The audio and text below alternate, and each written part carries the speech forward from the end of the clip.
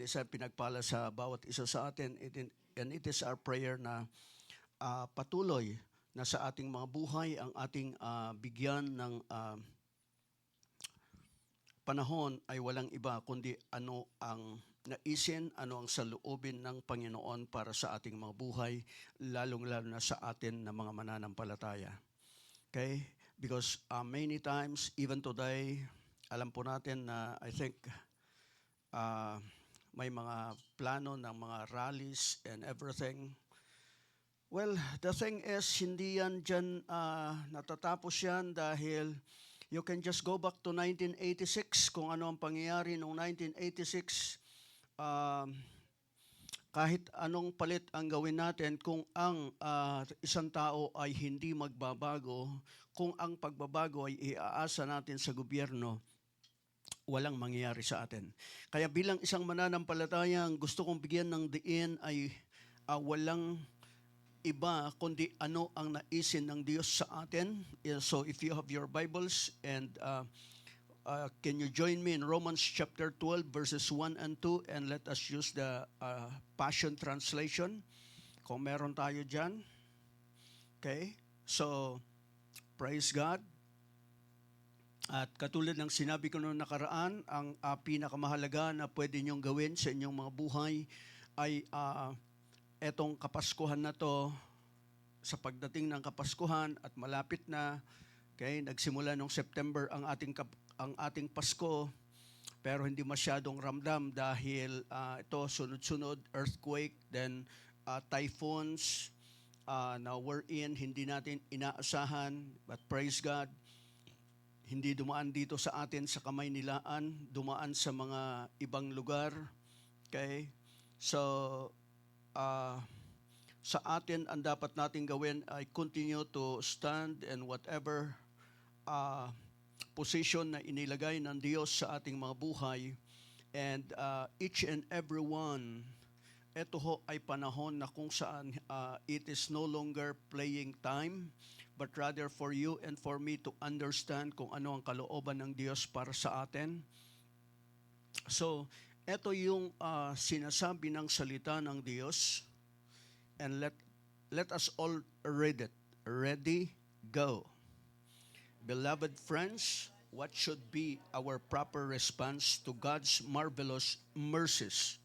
To surrender yourselves to God to be His sacred, living sacrifices and live in holiness, experiencing all that delights His heart, for this becomes your genuine expression of worship.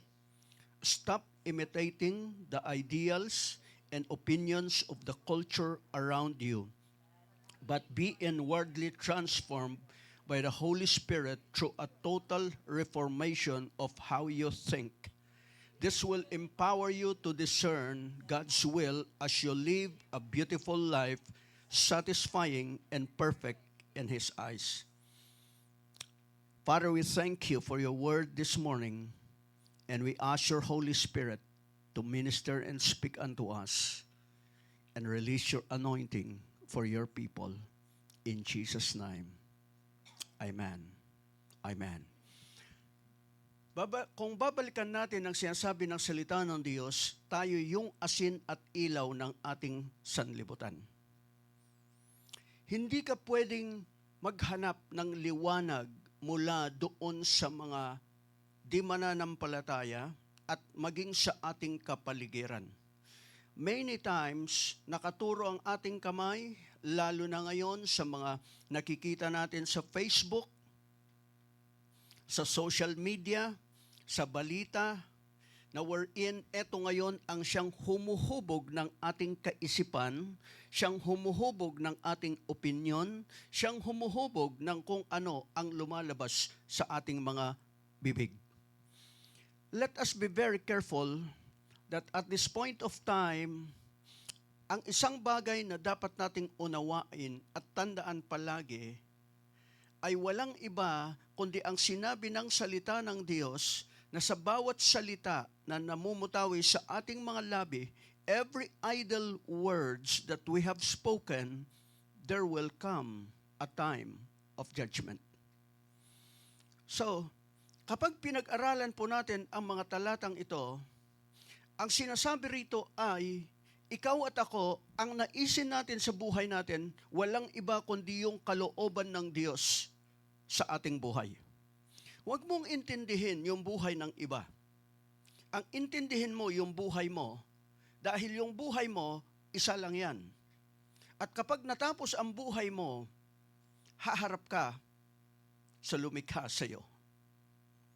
It says there in Hebrews chapter 9 verse 27 na kung saan kapag tiningnan natin ang konteksto nito, ito ay tumutukoy sa kamatayan ng ating Panginoong Hesus. Okay? Tumutukoy sa kamatayan ng ating Panginoong Hesus, pero sa isang banda, ito ay nagpapaalala, nagpapahiwatig sa atin na ang buhay ng isang tao maikli lamang at ang buhay niya, pagkatapos ng buhay niya dito sa ibabaw ng daigdig, ang kasunod niyan, walang iba kundi ang araw ng paghuhukom. Once na namatay ang isang tao, ang aantayin niya ay walang iba kundi ang araw ng paghuhukom. At ang araw ng paghuhukom, dalawa ang kauwian niyan. Either iiyak ka, maghihinagpis ka, malulungkot ka, magsisisi ka, or magagalak ka. Because judgment has always two face. Katulad ng sinabi natin, nung nakaraan, alam natin kung ano yung ginagawa o laro na ginagawa natin. Kara cross. Doon sa kara cross, yung kara at cross. Okay?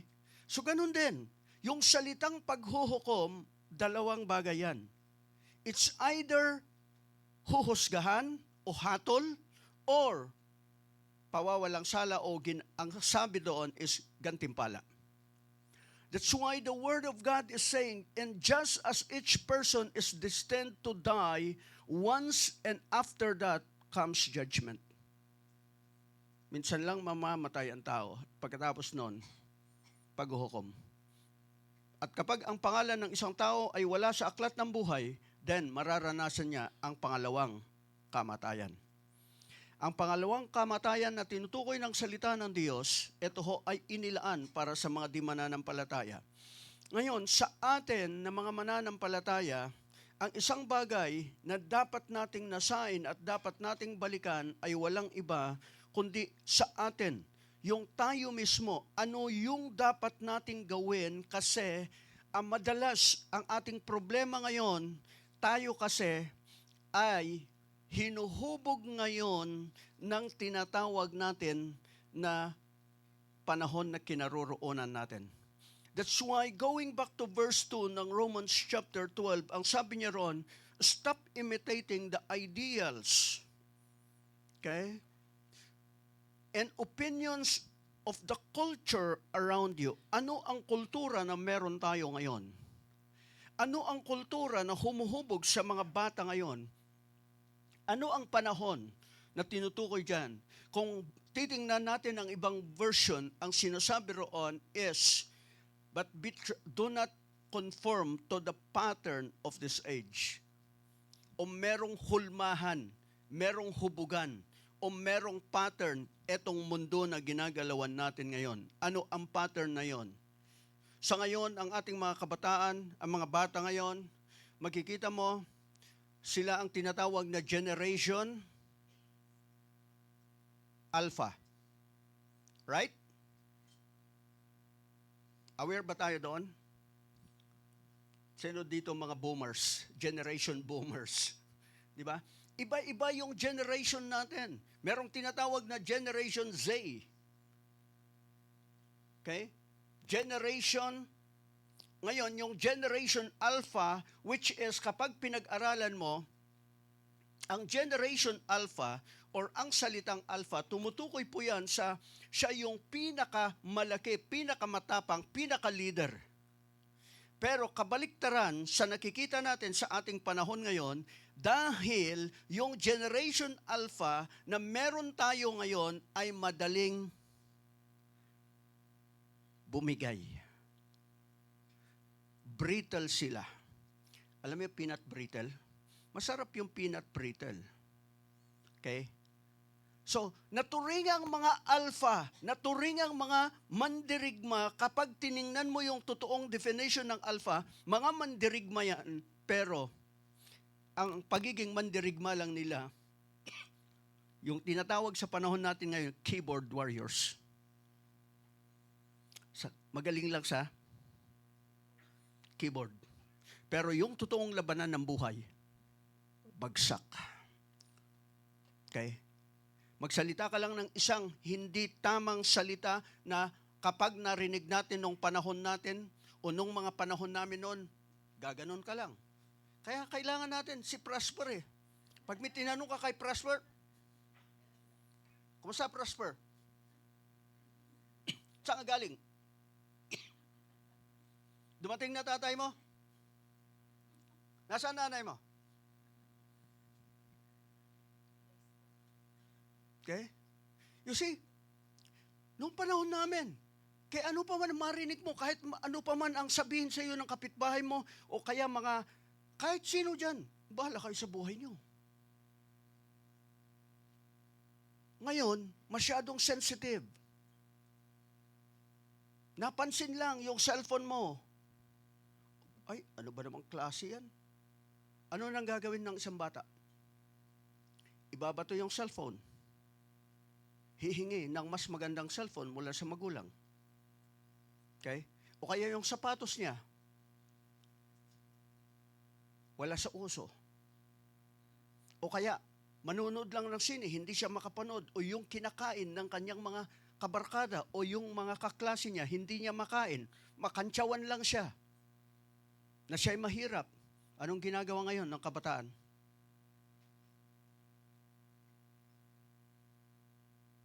O kaya masabi lang na walang boyfriend, walang girlfriend. Okay? O, magtayo tayo ng club ng mga walang boyfriend at walang girlfriend.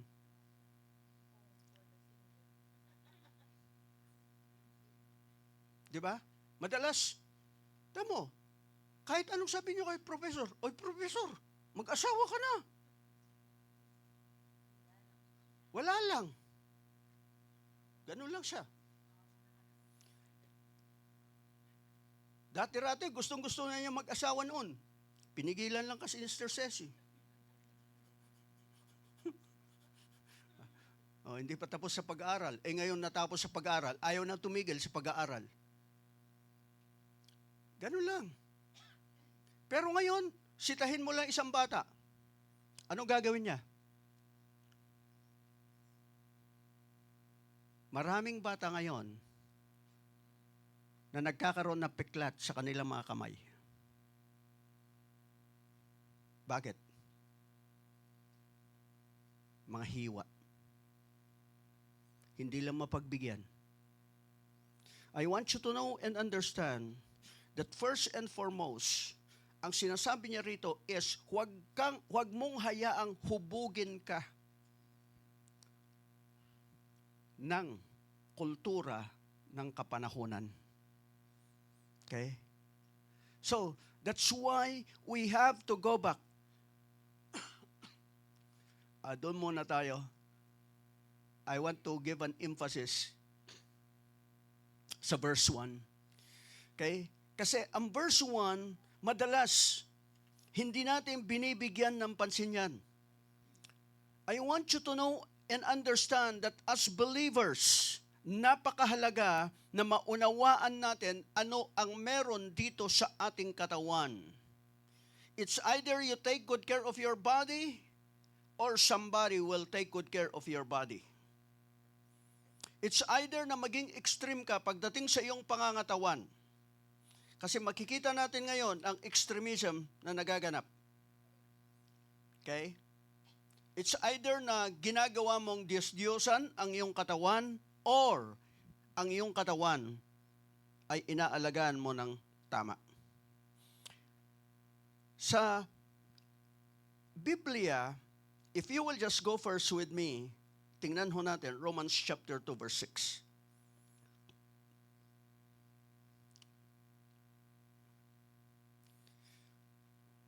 The very reason na gusto kong bigyan ng pansin yung verse 1, ito, ang sabi roon, God will repay each person according to what they have done.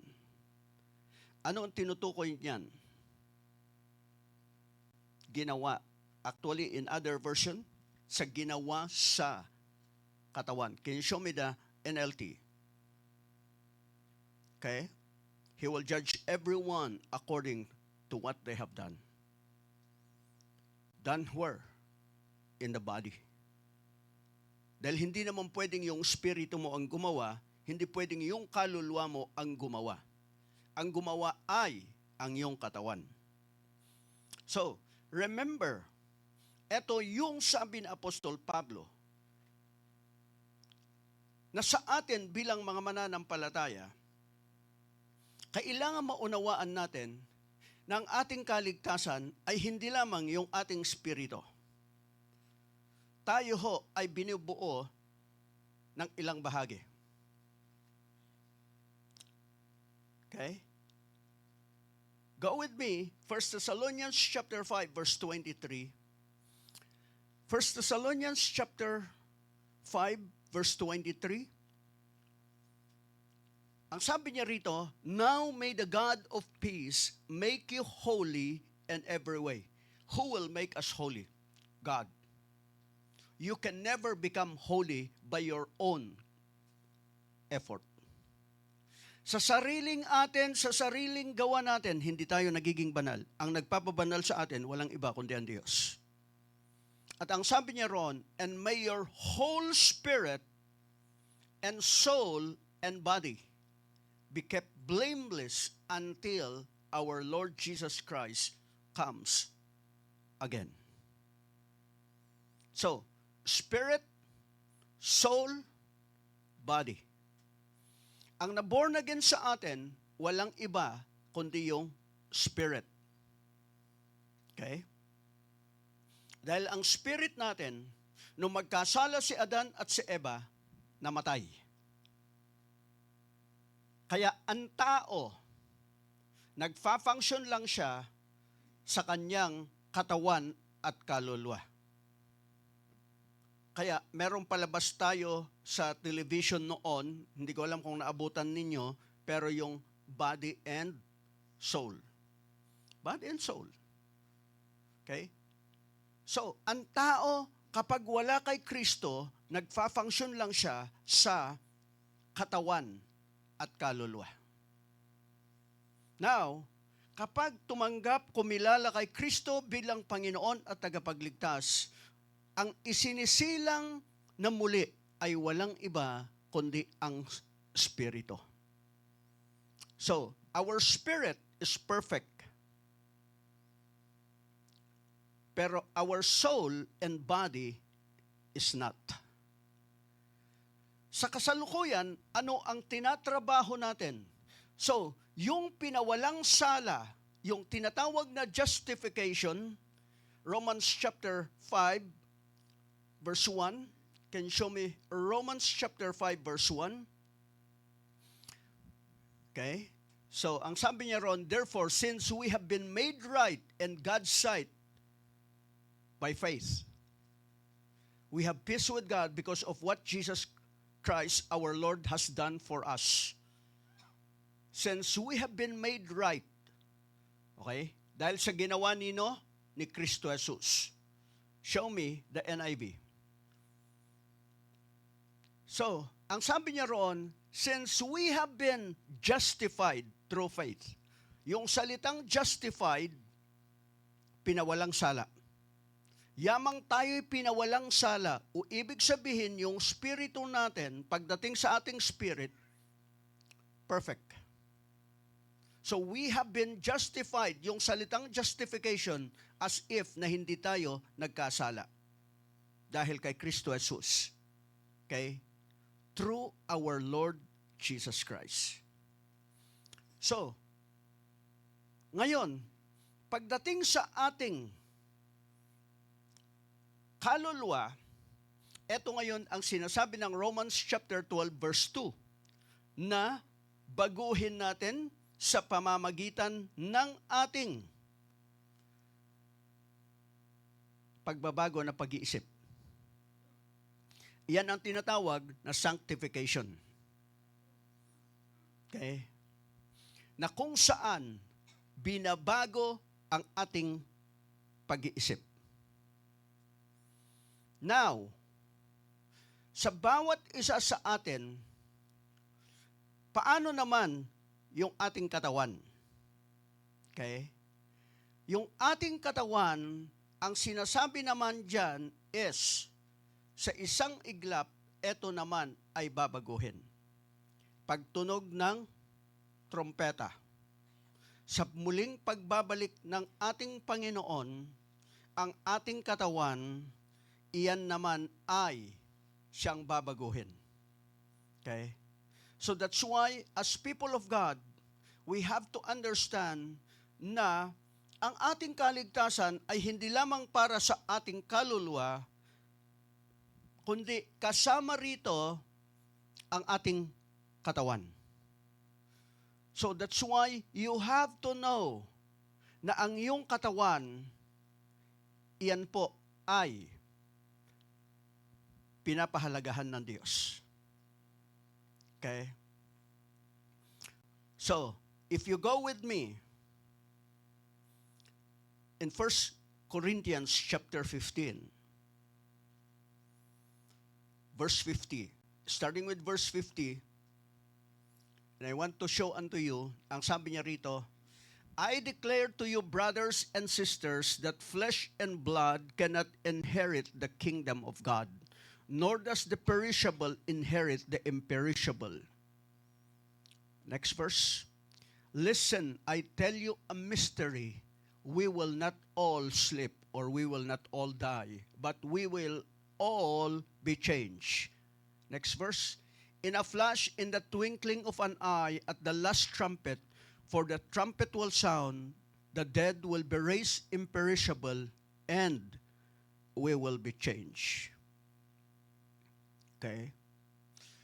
So, for the perishable must clothe itself with the imperishable, and the mortal with immortality.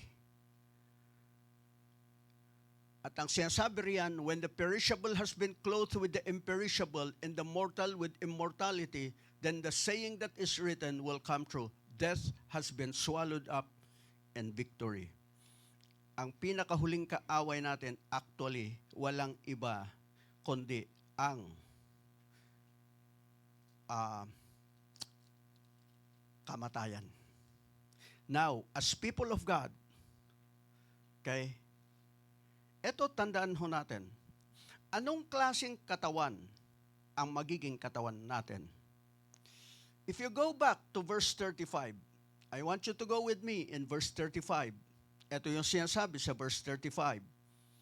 But someone will ask, how are the dead raised? With what kind of body will they come? So yung ating katawan, bubuhayin actually muli yan ng Panginoon. Pero magiging isang kamatayan, or rather magiging katawan na wala ng kamatayan. Okay? So next verse, sabi niya rito, how foolish, what you sow does not come to life unless it dies. 37, when you sow, you do not plant the body that will be, but just as a seed, perhaps of wheat or of something else. But God gives it a body as He has determined, and to each kind of seed He gives its own body. Not all flesh is the same. People have one kind of flesh, animals have another, birds another, and fish another. There are also heavenly bodies, and there are earthly bodies. But the splendor of the heavenly bodies is one kind, and the splendor of the earthly bodies is another. The sun has one kind of splendor, the moon another, and the stars another, and star differs from star in splendor.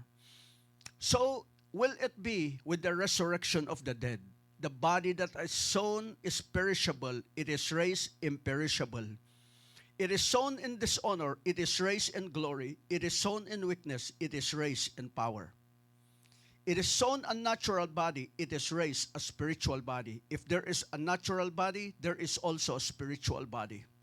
So, it is written, the first man, Adam, became a living being. The last Adam, a life-giving spirit.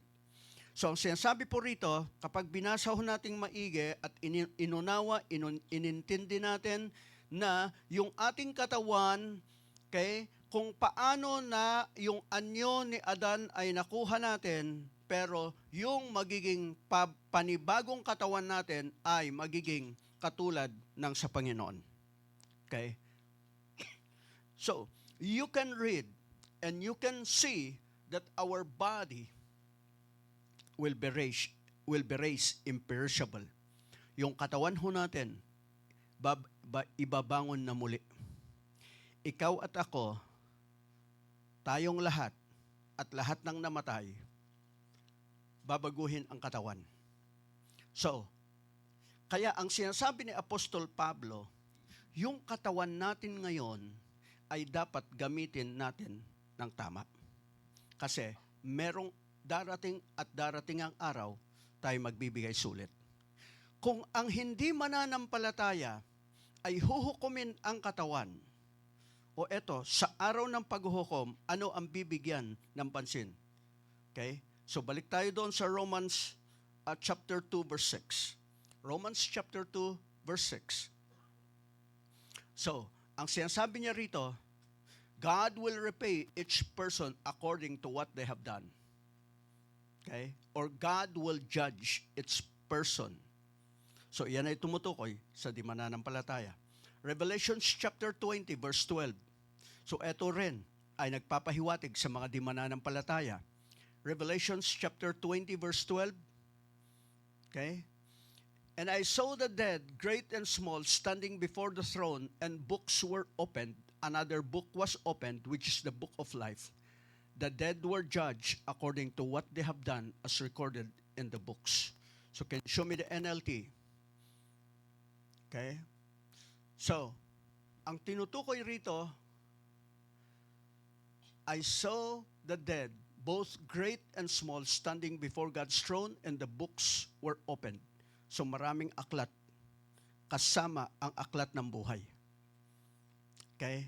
At ang sabi niya roon, and the dead were judged according to what they have done.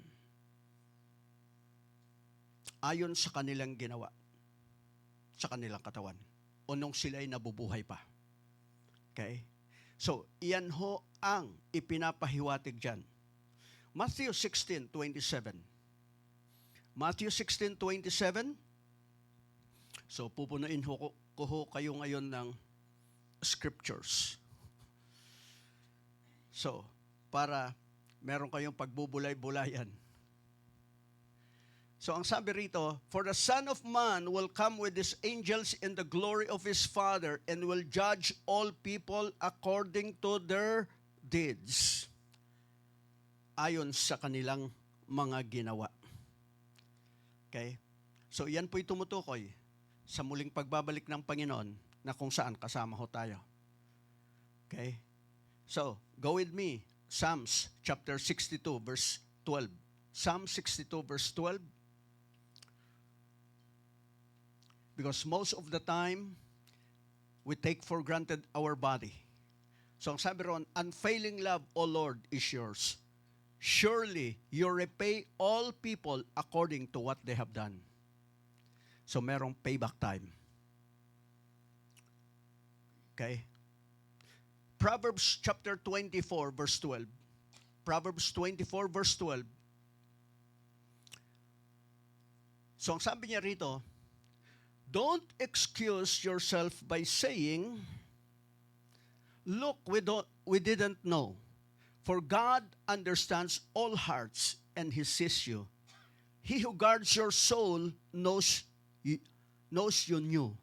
He will repay all people as their actions deserve. Okay? So, iyan po, lahat ng mga talatang yan na ating nabanggit o ating binasa, tumutukoy po sa lahat ng ating mga pinaggagawa sa ating katawan. Jeremiah chapter 17, verse 10. Jeremiah 17, verse 10. But I, the Lord, search all hearts and examine secret motives. I give all people their due rewards according to what their actions deserve. Okay? So, yan ay, generally speaking, tumutukoy sa lahat ng tao, pero paano pagdating sa mga mananampalataya? Okay? Dahil alam ho natin, ang sinasabi ng salita ng Diyos, ang mga di mananampalataya ay huhukumin batay sa kanilang kasalanan at anong uri ng kasalanan ang di nila pananampalataya at paniniwala sa Panginoong Hesus. Pero pagdating sa mananampalataya, hindi na tayo huhukumin or huhusgahan batay sa ating kasalanan dahil tinanggap natin kung ano ang sakripisyo ng Panginoong Hesus sa krus ng Kalbaryo. Ngayon, ano ang i-judge sa atin? Actually, ang sinasabi po, lahat tayo na mga mananampalataya, hindi ho judgment na paparusahan tayo, kundi yung judgment na nag-aantay sa atin ay ang tinutukoy na gantimpala. If you go with me, 2 Corinthians chapter 5, verse 10. 2 Corinthians chapter 5, verse 10. Okay? 2 Corinthians chapter 5, verse 10. So, you will notice, ang sabi niya roon, for we must all stand before Christ to be judged. We will each receive whatever we deserve for the good or evil we have done in this earthly body. Ano mang ginawa mo sa iyong katawan? O nung ikaw ay nabubuhay, lahat. So, ang sinasabi roon, lahat tayo, mas mainam po. Can you show me the New King James Version? Mas mainam to stand in what we call the judgment seat of Christ rather than the great white throne. Ang great white throne judgment na tinutukoy ng Revelations chapter 20, yan po ay para sa hindi mananampalataya. Okay? So, wala kang New King James dyan? NIV. So, okay. So, ang sabi niya rito, for we must all appear before the judgment seat of Christ, so that each of us may receive what is due for us for the things done while in the body, whether good or bad. Lahat ng ginawa natin, nung tayo nabubuhay bilang mananampalataya, gagantimpalaan tayo. At tatanggapin natin.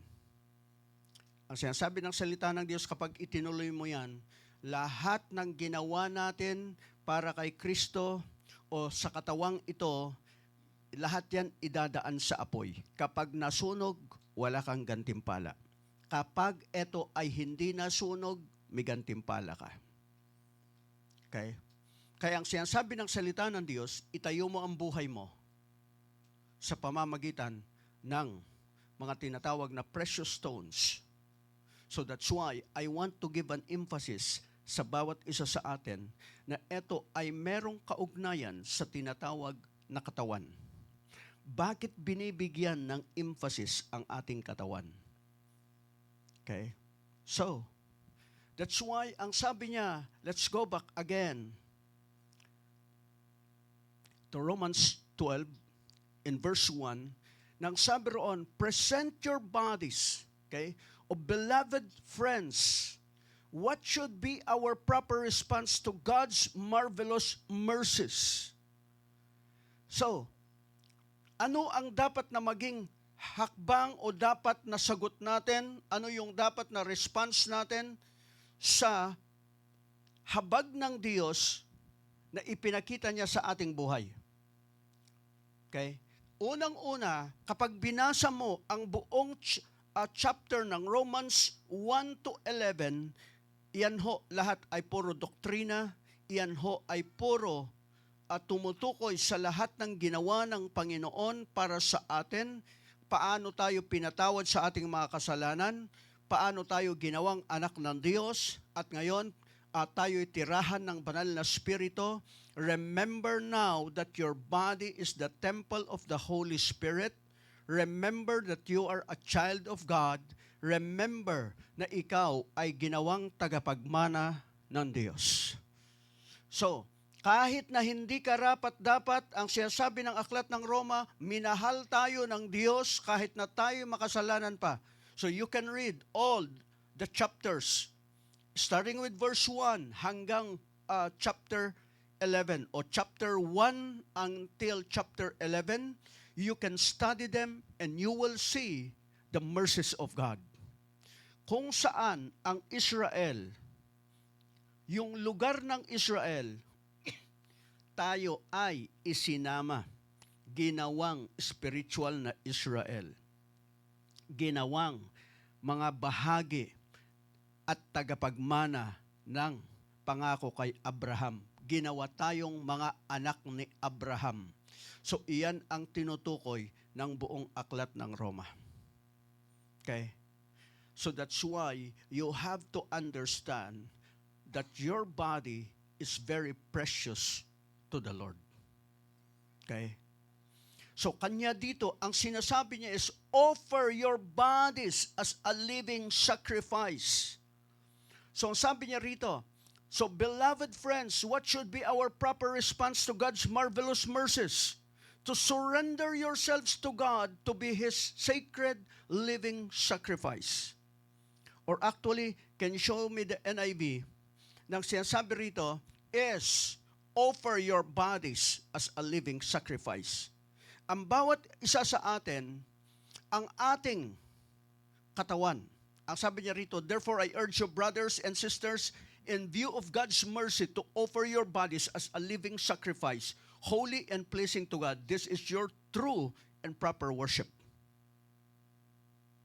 Remember, we worship God. We express our feelings towards God and other people through our bodies. Yung expression natin, kung galit ka, makikita yan sa iyong katawan. Kung ikaw ay masaya, makikita yan sa expression sa iyong katawan. Ano man ang expression mo, makikita yan dyan. Okay? Show me the NLT. So dahil ito, pagdating sa Diyos, ang sabi niya roon, this is truly the way to worship Him. And so, dear brothers and sisters, I plead with you to give your bodies to God. Anong nangyari?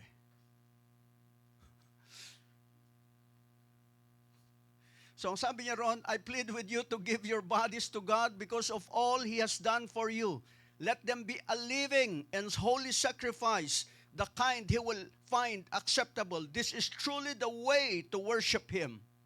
Okay? So how do we worship God? We come before God, we offer our bodies. Actually, coming every Sunday.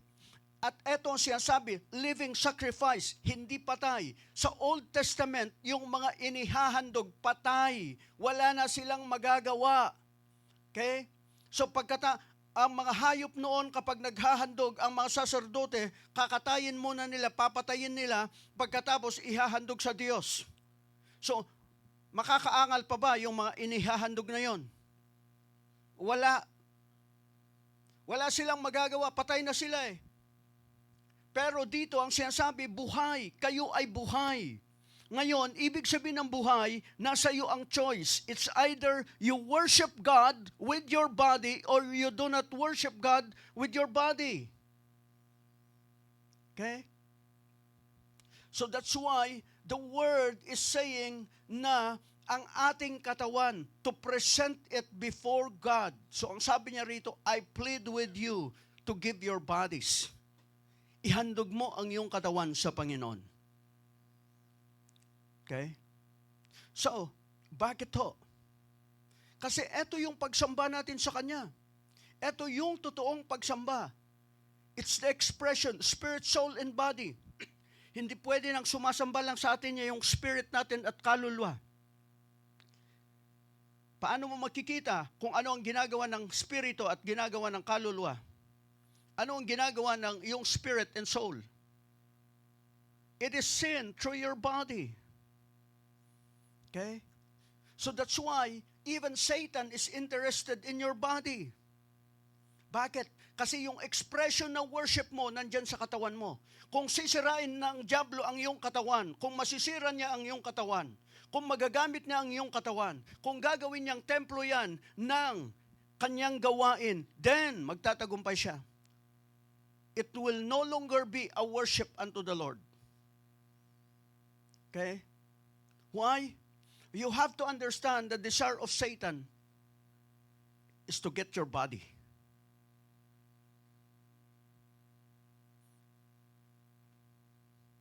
Kaya nga, merong sinasabi sa salita ng Diyos, para maligtas ang kaluluwa ng isang tao, ibigay yung katawan niya, o hayaang mamatay siya, o ipanalangin na mamatay na lang siya. Actually, yun yung sinasabi ni Apostol Pablo. Yung sasabihin ni Apostol Pablo na ibigay siya sa Diyos para maligtas lang kung hindi siya mapigil sa kanyang pinaggagawa na kasamaan. Rather than yung buong katawan niya, spirit, soul, and body, mapunta sa impyerno. So that's why you have to understand, hindi lamang ang naligtas sa atin ay yung ating espiritu, kaluluwa, kasama ang ating katawan. Dahil ang ultimo sa impyerno, kasama ang katawan. Ang di mananampalataya, bubuhayin sila, bibigyan din sila ng katawang hindi mamamatay, na katulad din natin, na mararamdaman natin ang lahat ng bagay, ultimo sila. Mararamdaman nila. Kaya nga ang sabi roon, walang hanggang pagtangis ang kanilang mararanasan. Okay? Lahat ng pinaggagawa ng tao, mararanasan niya yan. That's why you have to understand, do not take for granted your body. Huwag mong ipagwalang bahala ang iyong katawan. Tingnan mo nga katabi mo. Ha?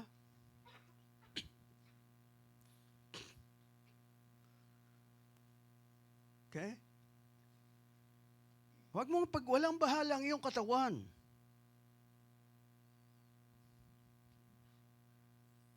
Kasi, kapag tiningnan mo, ang sinasabi ng salita ng Diyos is, mahalaga ang katawan mo. At hindi ho pwede na ang itatapon lang sa impyerno, halimbawa sa tao, ang itatapon sa impyerno ay walang iba kundi yung kanyang kaluluwa lamang. Hindi ho, kasama ang katawan. Bibigyan sila ng panibagong katawan. Halimbawa, ang tanong dyan, magkakakilala pa kaya tayo? Yes. Hindi mawawala yung feature mo. Pero hindi ka magmumukhang matanda, hindi ka magmumukhang bata. Okay? So everybody, we will be able to recognize one another. Kaya sa atin, bilang mga mananampalataya,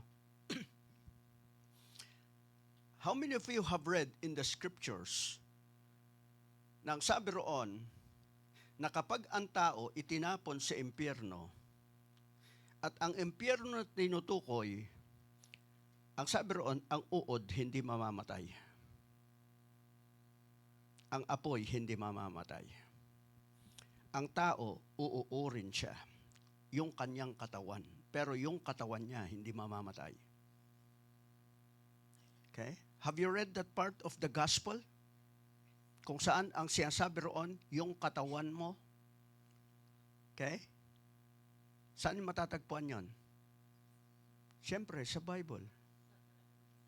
Di ba? Siyempre, naroon yon sa aklat ni Marcos. Naroon yon sa Ebanghelyo nang sinasabi ng ating Panginoon, ang uod doon hindi namamatay. Gagapang yon, lalabas sa mata, lalabas sa ilong, lalabas sa katawan. Nakakita na ba kayo ng isang bagay na kung saan ito ay huwag NLT, ah, so, kasi baka hindi alam ng iba kung ano yung maggots. Do you know what is maggots? Ha? Okay? So, kaya nga, makikita mo kung gaano, eto, go with me, para makita natin ang konteksto niyan, nang sinasabi ng ating Panginoon, start with verse 42. Sa verse 42, ang sabi niya, if anyone causes one of these little ones, those who believe in me, to stumble, it would be better for them if a large millstone were hung around their neck and they were thrown into the sea. Pero huwag kayong kukuha ng isang talata sa Biblia, gagamitin nyo sa iba. Tandaan natin, bilang mga mananampalataya, huwag kang magnanasa ng isang bagay na masama laban sa isang mananampalataya. Dahil pwedeng bumalik yan sa iyo. Okay? So, ang sinasabi niya rito is, maging maingat ka sa buhay. Tingnan mo yung pinagagawa mo sa iyong katawan. Dahil, yung sumunod na talata, verse 43, ang sabi niya, if your hand causes you to stumble, cut it off. It is better for you to enter life maimed than with two hands to go into hell, where the fire never goes out. So sabi niya roon, kapag ang iyong kamay nagiging sanhi ng iyong pagkakasala, putulin mo yan. Literal ba yan? Na translation? Literal na puputulin mo ang kamay mo? Tanong mga katabi mo. Dahil baka gagawin niya yan.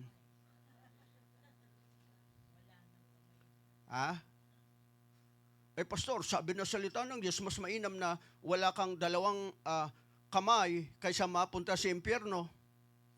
Ang kahulugan po niyan is ano yung nagiging sanhi para magkasala ka. Kung iyan ay magiging sanhi para magkasala ka, halimbawa kung iyan ay trabaho at nagiging dahilan para magkasala ka, resign ka sa trabaho, iwan mo trabahong yan, hanap ka ng ibang trabaho. Yan po ang sinasabi riyan. Kung kahit anong uri ng pinagkakakitaan, kung iyan ay nagiging sanhi upang ikaw ay magkasala, ang sabi roon, resign ka dyan, umalis ka dyan. Hindi baling magsakripisyo ka kaysa maghayahay ka dyan, pero ang kauwian ng buhay mo ay sa bandang huli, nakakaawa. So, then verse 44, and if your foot causes you to stumble, cut it off. So sabi niya, kung ikaw, magiging katitisuran yung paa mo, sabi niya, putulin mo paa mo. Literal ba yan? Hindi. Anong ibig sabihin yan?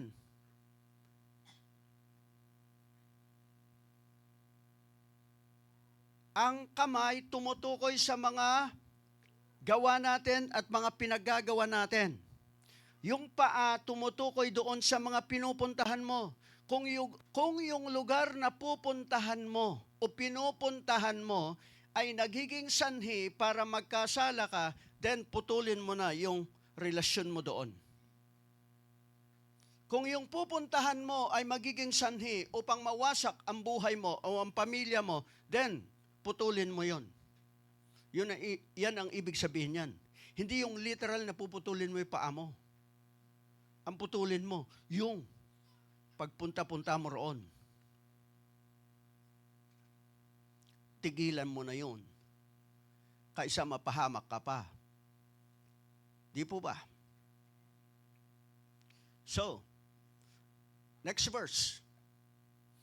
And if your eye causes you to stumble, pluck it out. See? Kung yung mata mo, ang sabi ron, iyan nagiging sanhi ng pagkakasala mo, dukitin mo, tanggalin mo. Imagine kung yung mata mo tatanggalin mo. Di ba? Ibig sabihin yan, ano ba yung mga tinitingnan mo? Kung yung mga tinitingnan mo nagiging sanhi para magkasala ka, ibig sabihin, itapon mo na yung mga tinitingnan mo. O ano ba yung pinagtutuunan mo ng pansin? Ano ba yung mga binabasa mo? Mga magazine, pornography, o whatever. Ang sinasabi riyan is putulin mo. Or, kapag hindi mo ho ginawa, anumang bagay na may kaugnayan sa ating gawa sa kamay, o yung paa, yung mga pinupuntahan natin, or yung mga tinitingnan natin, pagdating ng araw, apektado ang buhay mo dyan. Wala kang ibang sisisihin, kundi ang sarili mo. Hindi mo pwedeng sabihin na iyan ay parusa sa iyo ng Diyos. Hindi ho, consequence ng choices. Next verse. Ang sabi niya roon, where the worms, see, that eat them do not die, and the fire is not quenched. Uuurin ka o yung katawan. Ano bang iniuod? Yung kaluluwa ba? Yung spirit? No. It's the body. Pero hindi mamamatay ang katawan mo. O ang tao, hindi mamamatay ang katawan niya dahil bibigyan siya ng Diyos ng immortal na katawan.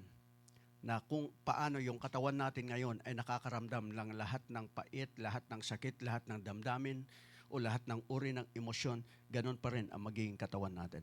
Hindi ho magbabago. Okay? So, that's why as people, verse 49, ang sabi niya roon, show me verse 49, everyone will be salted with fire. Ano po kahulugan yan? Lahat ay aasinan. So, hindi ko alam kung kayo'y napapasyal na norte, pero may ibang term kasi. Pero kapag ikaw ay napasyal ng Sagada, merong nauuso ngayon, yung itag. Sa inyo, itag. Diba? Yung itag mo siya. Tag mo naman ako, di ba? Pag nag-post ka, tag mo naman ako. Pero sa Mountain Province, sa Cordillera, merong tinatawag, yung karne na inaasinan tapos ibinababad sa init. Sa Ilocos, hindi ko alam kung anong tawag doon. Pero parang tapa siya, yung tinatapa mo yung isang be salted with fire. Can you show me the Passion Translation for that? Okay? So wala kayong passion. Sorry. So, that's why as people of God, you have to understand kung gaano kahalaga ang ating mga katawan, kung gaano kahalaga sa buhay ng bawat isa sa atin na ang ating makita ay walang iba kundi ang saloobin at nasain ng Diyos para sa atin. Dahil kapag hindi ho natin inintindi at ipinagwalang bahala natin ang ating mga buhay mananampalataya, well, you will notice na ang sinasabi dyan, everyone will be salted with fire. Lahat po tayo dadaan sa apoy.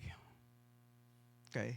At lahat ng ating mga sakripisyo ay aasinan. Or actually, lahat yan may panimplang asin. Sino sa inyo ang gustong-gusto ang ulam o pagkain o yung ulam walang asin? Ano ang lasa noon? Tingnan mo katabi mo. Ano lasa noon? Tanong mo kung gusto niya ng pagkain na walang asin. Ang gusto lang niya, asukal.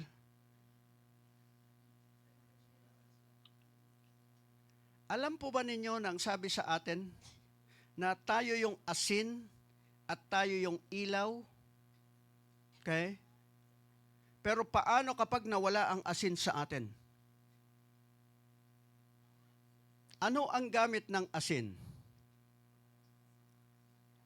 Pampalasa. Walang lasa ang buhay kapag walang asin. Sino ang asin? tayo.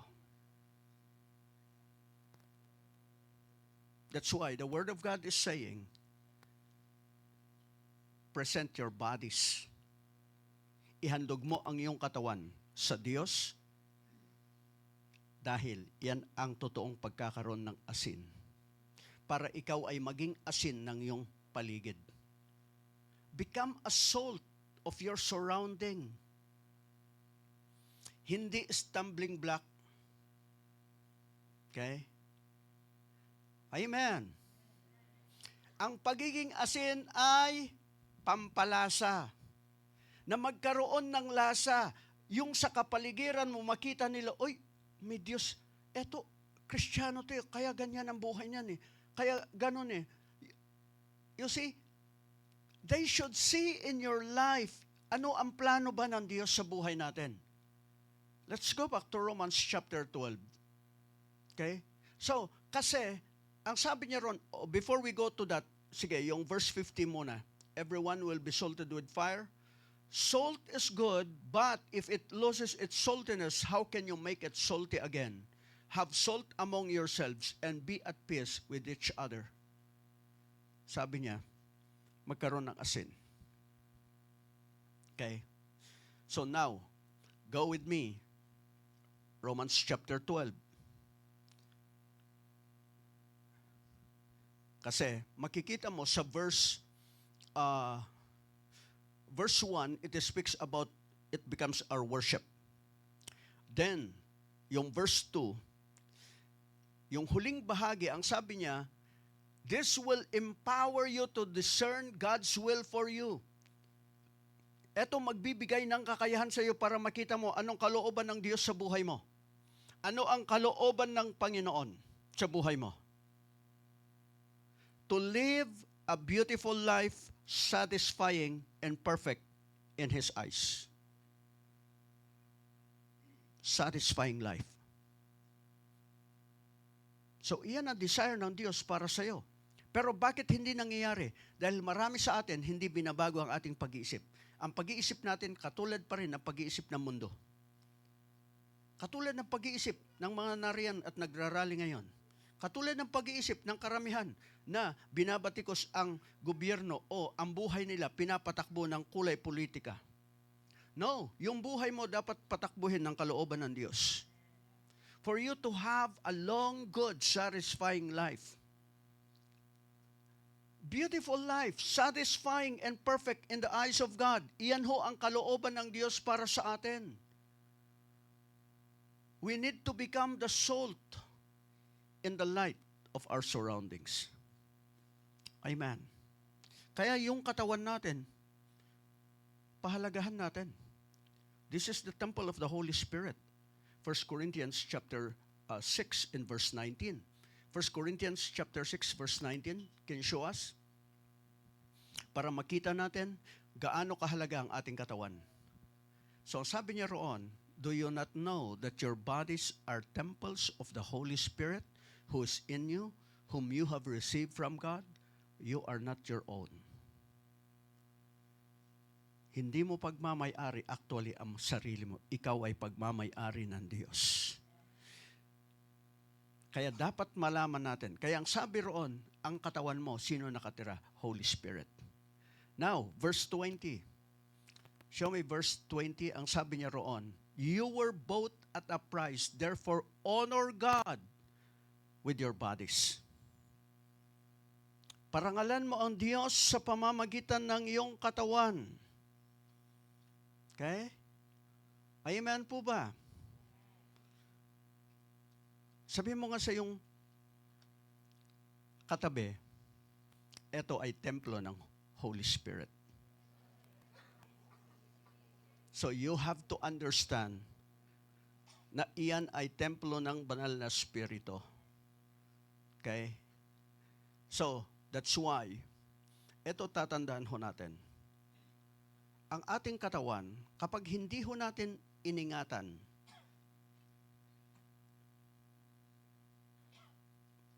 pagdating sa pagkain, sa atin po, marami hong, pagdating sa pagkain, wala hong bawal sa atin. Okay? Ang tanong doon is, kung ang isang pagkain makakasama sa'yo, then, nasa iyo yun. Actually, balikan ko lang verse 12. Ito, verse 12. Tandaan ho natin, dahil tayo ay binili ng Diyos. So sabi niya roon, I have the right to do anything but you say, but not everything is beneficial. I have the right to do anything, but I will not be mastered by anything. So, lahat ng bagay, pwede mong gawin. Pero ang tanong, anong benepisyo niyan sa'yo? Lahat ng bagay, pwede mong gawin. May karapatan kang gawin. Pero, ang tanong dyan, sino maghahari sa buhay mo? Verse 13, you say, food for the stomach and the stomach for food, and God will destroy them both. Okay? So, lahat ng kinakain mo, yan ay. Lahat ng kinakain mo, saan ang punta ng kinakain mo? Saan ang punta niyan? Saan?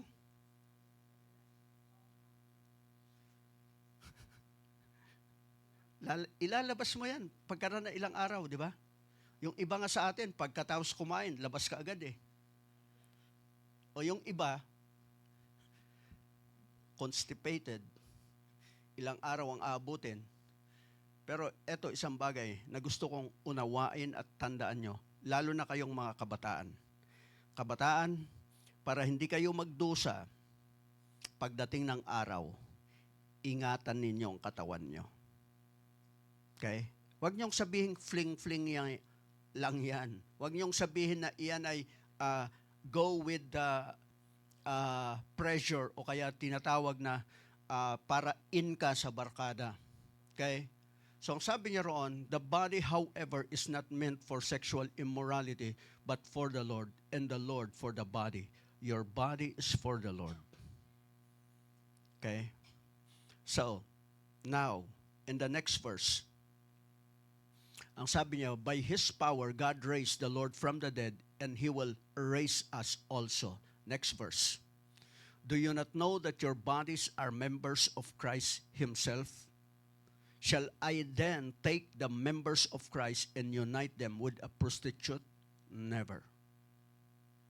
Ang katawan ho natin ay, ang sinasabi riyan is, ito'y templo ng Holy Spirit. Tayo'y tahanan ng Diyos. Okay? At eto, kung bakit ang diablo gusto niyang sirain ang katawan natin, kasi yung sumunod na talata. Do you not know that he who unites himself with a prostitute is one with her in body? For it is said that two will become one flesh. Kapag ang iyong katawan ginamit mo sa hindi tama, nagiging iisa kayo doon sa gumamit ng katawan mo or ginamit mo ang katawan niya. Okay? Merong tinatawag sa mundo ng witchcraft, soul ties. Kaya mga kabataan, habang kayo'y kabataan, ang ingatan ninyo yung pagkakaroon ng sexual intercourse sa boyfriend o girlfriend ninyo dahil dalawa kayo. Pero once na nagkaroon ng isang hindi magandang pangyayari sa buhay nyo, condemnation ang aanihin nyo sa buhay nyo dahil yung dalawa na katauhan nyo magiging iisa. And then, kapag nagpalit-palit ng boyfriend o girlfriend na nagkakaroon ng ugnayan, pagdating ng araw, confuse ang iyong identity. Okay? So, next verse. But whoever is united with the Lord is one with Him in spirit. Next verse. Flee from sexual immorality. All other sins a person commits are outside the body, but whoever sins sexually sins against their own body. At ang sinasabi riyan, kapag binalikan mo ang chapter 3, whoever destroys the temple of the Holy Spirit, God will destroy that person. Masisira, mawawasak ang buhay mo. Ibig sabihin, mawawala yung asin mo. Yung asin mo actually is your influence, and people will no longer consider you. So, pahalagahan mo ang katawan mo. Would you turn to your neighbor and tell them, pahalagahan mo ang katawan mo? Dahil yan ang totoong pagsamba mo sa Diyos. Amen? Tayo manalangin. Our Heavenly Father, we thank you. And we just ask your blessing upon each and every one, and help us, Lord God, na anuman ang mga pangyayari o mga kaganapan sa aming mga buhay, turuan po niyo ang bawat isa sa amin upang matuto kami na pangalagaan, matuto kami na ingatan ang katawan na iyong ibinigay sa amin at ikaw ay aming parangalan. Turuan niyo kami upang mamuhay kami ng tama. Sa mga pagkakamali namin, salamat Panginoon that there is always another chance. And you are the God who can make new things again in our lives. Father, we thank you that in you there is no condemnation. At kung kami man ay nagkamali, kami man ay nagkasala, o meron man kaming nagawa na hindi tama, Lord, thank you that in you we can find peace, we can find forgiveness, we can find the cleansing power of the blood of the Lamb, and once more that you can cleanse us and you can make us whole again, and you can start a new thing in our lives. So we praise you and honor you, and we welcome you this day. In Jesus' name, amen. Amen.